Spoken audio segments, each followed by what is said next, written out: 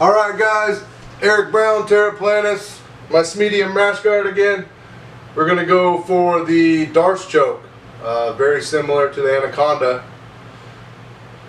Couple differences. I'll point them out. I pointed out some of them in the Anaconda video. Here we go. Someone shoots on you. They go for a double leg takedown. You sprawl. You sprawl with a head and arm grip.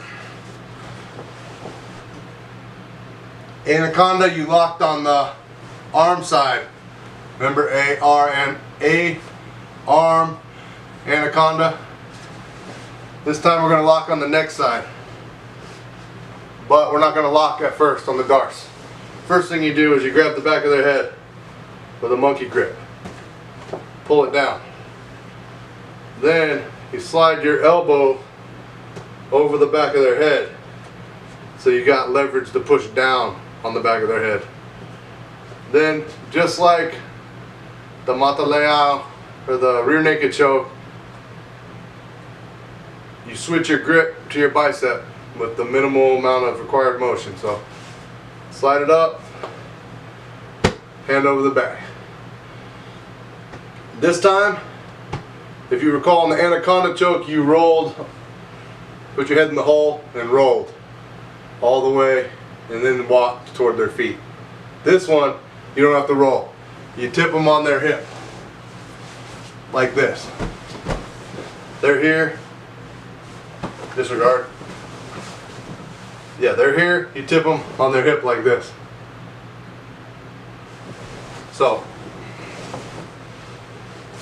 back of the head, pull down, bicep over their back, tip them on their hip. Now you're putting gravity to work. You're dropping your chest, their anterior deltoid, pushing against their near side carotid artery, and your arm is getting the far side, your forearm. So boom, boom, like this. Tip them on their hip and drop the weight on them. They'll tap here. If they don't, you could grab their leg like this and constrict even more. So, good choke. You've seen that a lot in the UFC. My head and arm choke game needs improvement. It's a training scar that I have from training in the gi a lot. That being said, I think I'm better because I train in the gi a lot, because you're defending against so much more attacks when you train against somebody who knows how to use their clothes as a weapon. But what happens is, in the course of doing your flow, going through your sequences of moves, you don't ever get to these Kimuras head and arm chokes, because you have to pass 10 collar chokes to attempt one. And usually one of the 10 collar chokes will work, or they'll have a position shift that leads you to never get to the traditional no-gi submission. So what happens when, I actually won a no-gi competition before, believe it or not, U.S. Nationals. But what I did was before the competition, I trained no-gi for like a month, and it tightened up, it filled in those holes that I needed. So my base of knowledge in the gi was where it needed to be, and it adjusted my game enough to where I could go have success in competition just with a little bit of fine tuning in the no-gi. So something to think about. I'm a big proponent of training in the gi.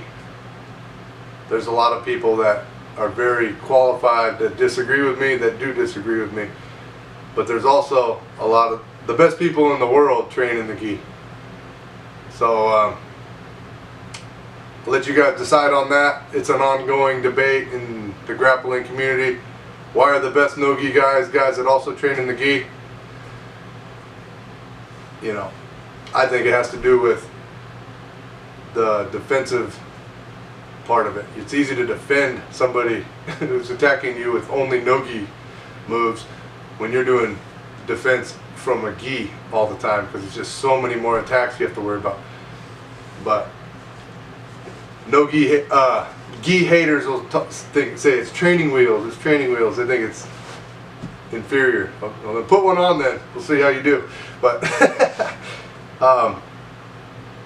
anyway, there's value in both, and I recommend everybody just train. Train in the gi, train no-gi. Do whatever suits you personally, and you'll be ahead of 90% of the populace if you ever have to use it. So keep training.